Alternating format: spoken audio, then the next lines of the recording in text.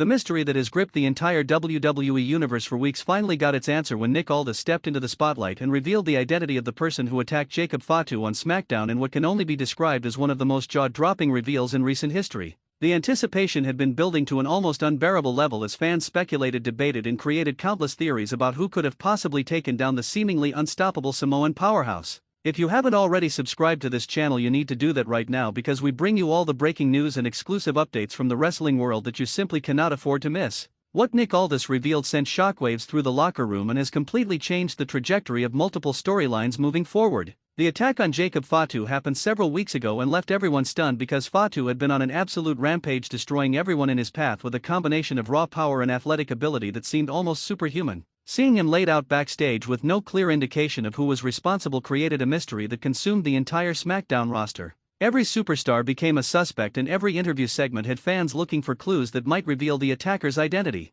The investigation led nowhere for weeks as Nick Aldis worked tirelessly behind the scenes trying to piece together what happened and who would have both the motive and the capability to take down someone like Jacob Fatu. Nick Aldis called for a special segment on SmackDown to address the situation directly, with the entire locker room assembled and tensions running higher than they had been in months. The general manager stood at the podium with a serious expression that immediately told everyone this was not going to be a routine announcement. He began by recounting the events of that night when Jacob Fatu was found unconscious, surrounded by overturned equipment, and the chaos that ensued as medical personnel rushed to his aid. Aldis explained that he had reviewed countless hours of security footage, interviewed dozens of superstars, and followed every possible lead to get to the truth. The revelation came when Nick Aldis pulled out a tablet and began playing footage that had not been seen by anyone outside of his investigation team. The video showed a figure moving through the backstage area with deliberate purpose, heading directly toward the location where Jacob Fatu would be attacked. The camera angle wasn't perfect, but it captured enough to identify the attacker once Aldis enhanced the footage and slowed it down frame by frame. When he finally revealed the name, the entire arena erupted in a mixture of shock, disbelief, and chaos, as nobody had suspected this particular individual.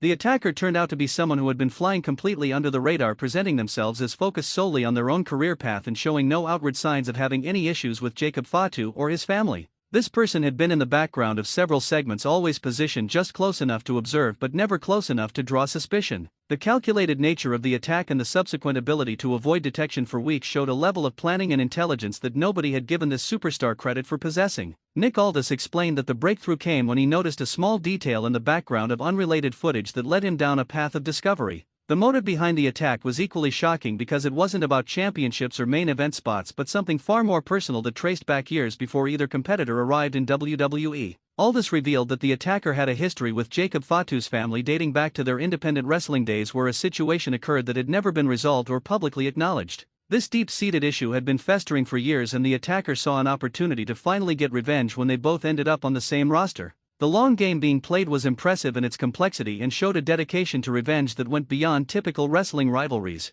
Jacob Fatu's reaction to the revelation was immediate and intense as he stormed toward the ring area, demanding that the attacker show themselves and face the consequences of their actions. The arena was electric with anticipation as everyone waited to see if the attacker would accept the challenge or try to escape the situation. Security personnel positioned themselves strategically, knowing that an explosion of violence was likely imminent. Nick Aldis attempted to maintain control of the situation, but the raw emotion and rage emanating from Jacob Fatu made it clear that nothing was going to stop what was about to happen. The attacker eventually made their way to the stage area with a microphone in hand, ready to explain their actions and justify what they had done. The crowd's reaction was mixed, as some fans appreciated the bold move while others were appalled at the cowardly nature of the backstage ambush. The attacker began speaking about the history between their families, detailing incidents that most fans were completely unaware of and painting a picture of long-standing disrespect and betrayal. They claimed that Jacob Fatu and his family had cost them opportunities and damaged their reputation years ago, leaving them with no choice but to strike first and strike hard. The confrontation escalated quickly as Jacob Fatu refused to listen to any explanations or justifications, rushing toward the stage with clear intentions of delivering immediate justice.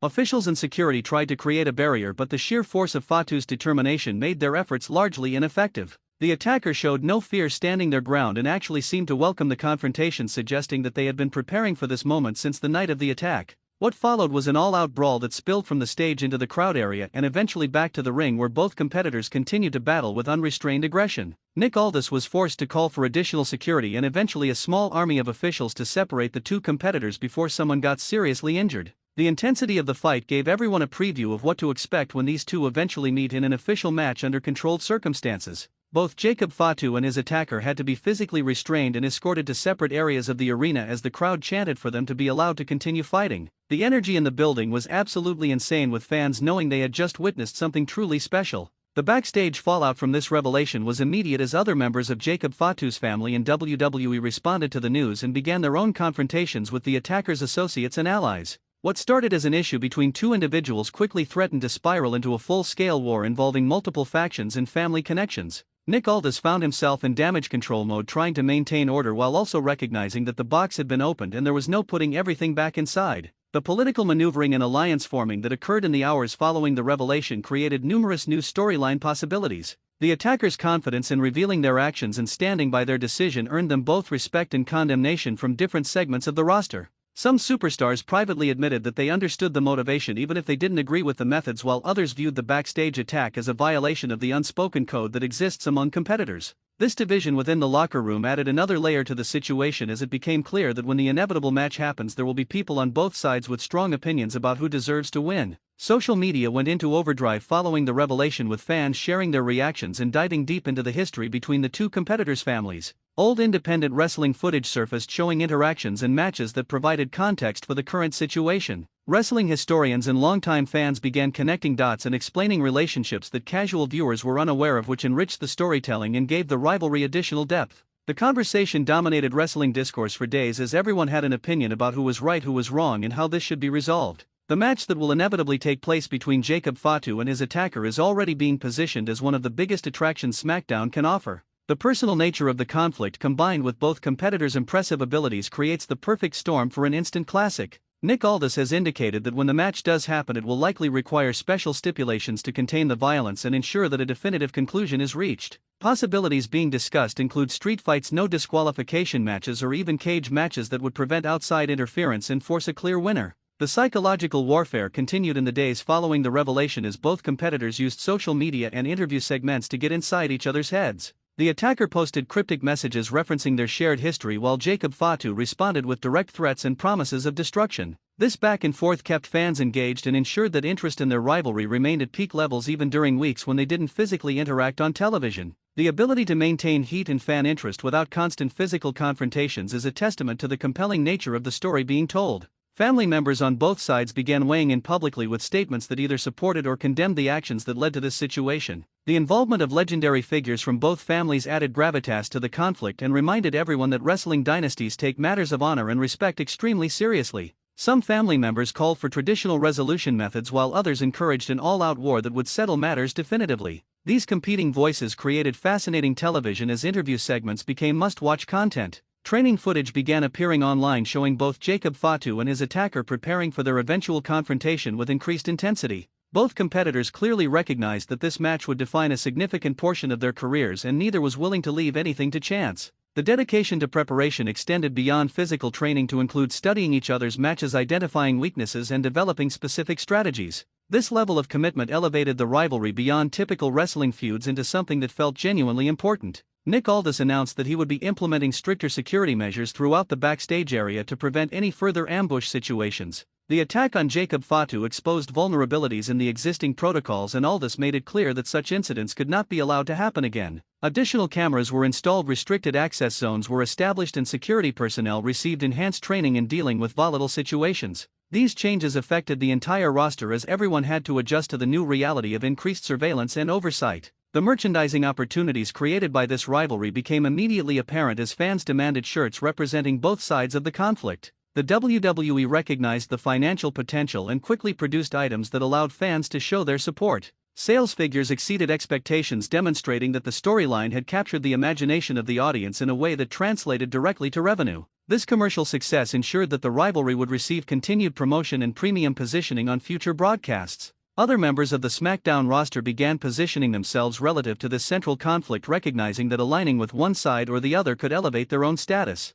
Some superstars offered their services as backup, while others played the role of neutral mediators, trying to prevent the situation from spiraling further out of control. These positioning choices created interesting dynamics and opened up numerous potential storyline branches that could be explored in the coming months. The revelation of the attacker's identity also forced a reassessment of previous events and interactions that now appeared in a different light. Fans and analysts went back through recent episodes identifying moments that in retrospect were clearly laying groundwork for this reveal. The careful planning and long-term storytelling impressed observers who appreciated the commitment to detailed narrative construction. This kind of careful plotting gives the wrestling product a sense of continuity and consequence that elevates it beyond simple athletic competition. Jacob Fatu's desire for revenge consumed him as he made it clear through every appearance that nothing else mattered until he had the opportunity to make his attacker pay for their actions. This single-minded focus changed his entire presentation as he became darker, more aggressive, and willing to cross lines he previously respected. The transformation added depth to his character and showed that the attack had fundamentally altered him in ways that might be permanent regardless of how the rivalry concludes.